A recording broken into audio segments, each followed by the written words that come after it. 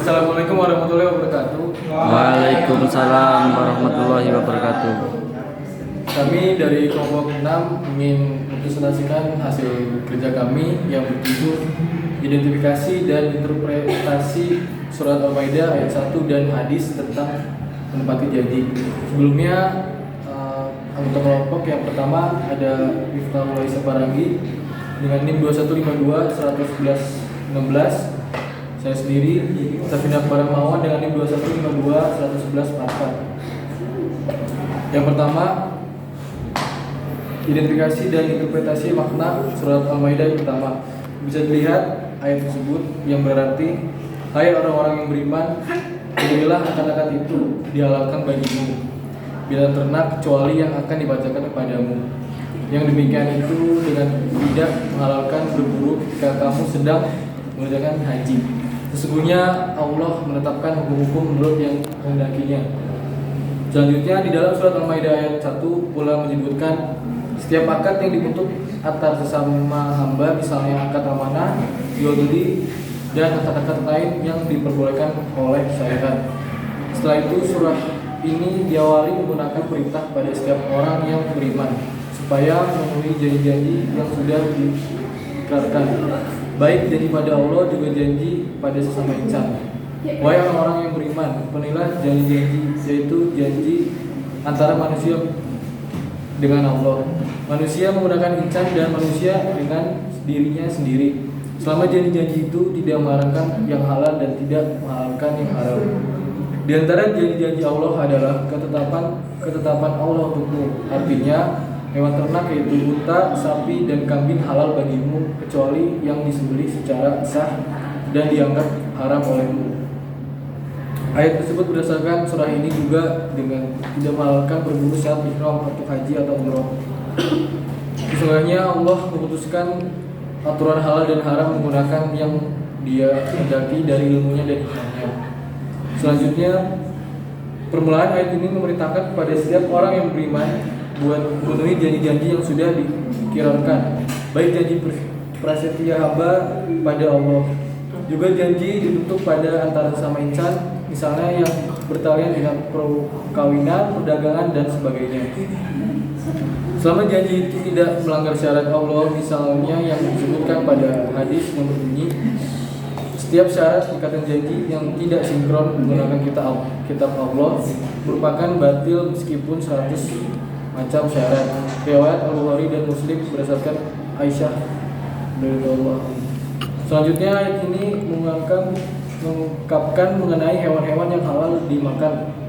Misalnya yang tadi pada surat Al-An'am ayat 6 1 4 melarangkan memakan 10 macam makanan. Misalnya yang tadi di dalam ayat 3 berdasarkan surat ini, orang yang sedang berihram haji dan umroh atau keliru satu berdasarkan keduanya tidak dihalalkan berburu hewan di luar darat, baik pada tanah haram juga pada luarnya, dan tidak dihalalkan memakan dagingnya.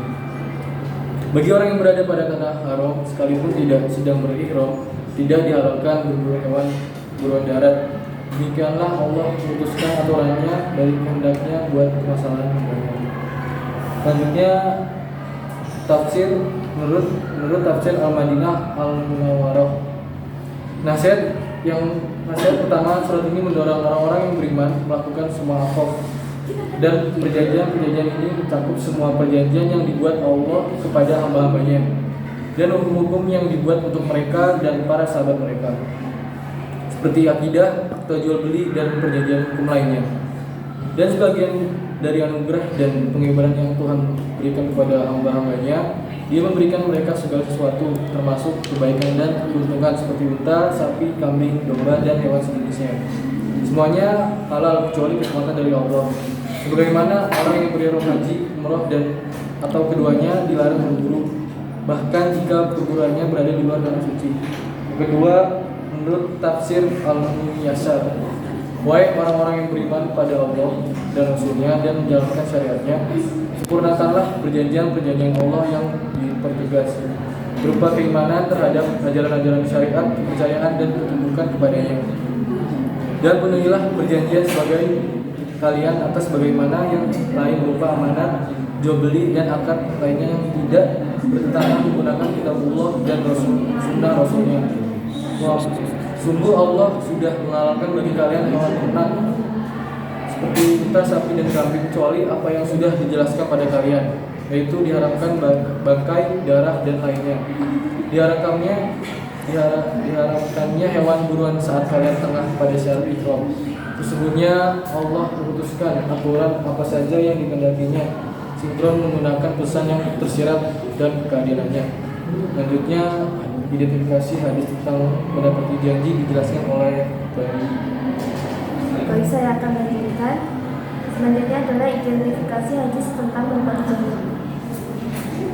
Hadisnya ada pun nafi karena subhanallah lisan memberikan masih kasaran pun naga masih kasaran minifat hatada ya karena wa ibahat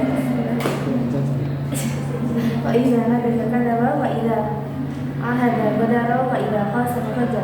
Artinya 4 perilaku kalau seseorang kepadanya maka dia termasuk benar-benar orang munafik. Kalau berbicara berdusta, jika berjanji tidak menepati, jika bersumpah berkhianat, jika bertikai melampaui batas. Barang siapa yang terdapat salah satu dari sifat tersebut, maka dia memiliki sifat kemunafikan sampai dia meninggalkannya. Hadis riwayat Bukhari dan Muslim. Seseorang yang mengingkari janji memiliki 2 keadaan. Yang pertama, dengan membuat janji untuk berbuat baik kepada orang lain, misalnya dengan memberikan hadiah. Tetapi ketika dia membuat janji, dia memiliki niat dan tekad untuk tidak menepati janji, itu tindakan paling buruk dan dari mengingkari janji. Yang kedua, ketika kita membuat janji, kita tidak punya niat untuk tidak menepatinya, ia bertekad untuk menepati janjinya. Tapi ketika hari itu tiba, dia tiba-tiba tidak bisa menepati janjinya tanpa alasan yang jelas. Kedua perbuatan tersebut termasuk dalam perbuatan ingkar janji atau tidak memenuhi janji yang diberikan. Ada 3 pendapat ulama tentang hukum menepati janji atau mengingkari janji. Pendapat pertama adalah pendapat mayoritas ulama.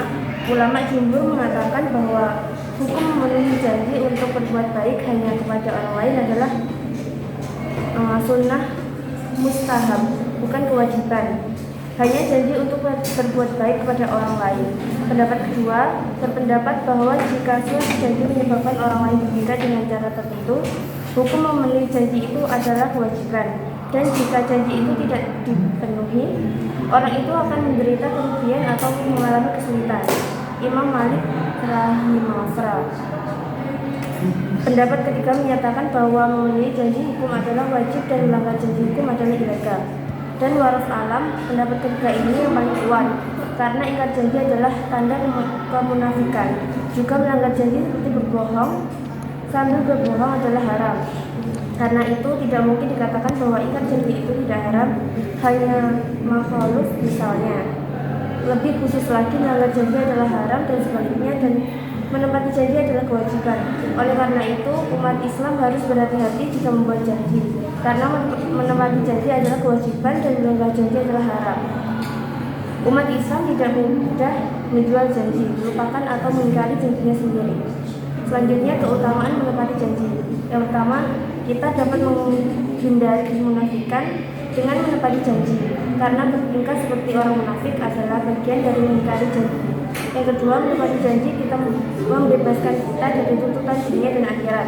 Yang ketiga, dengan menepati janji kita akan menjadi orang baik, terhindar dari kejahat dan menerima ulasan yang baik dari orang lain. Yang keempat, dengan menepati janji dapat membuat hubungan antar individu semakin harmonis dan erat.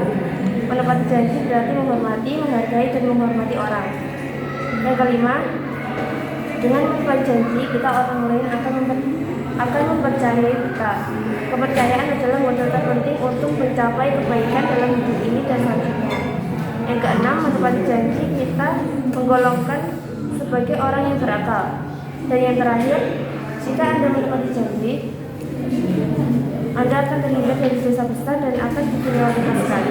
Bahkan bagi orang yang tidak beriman, untuk mengingkari janji adalah sesama muslim. Jadi sementara menepati janji adalah suatu kebajikan, melanggarnya adalah dosa besar. Sekian presentasi dari kami. di sini ada yang bertanya.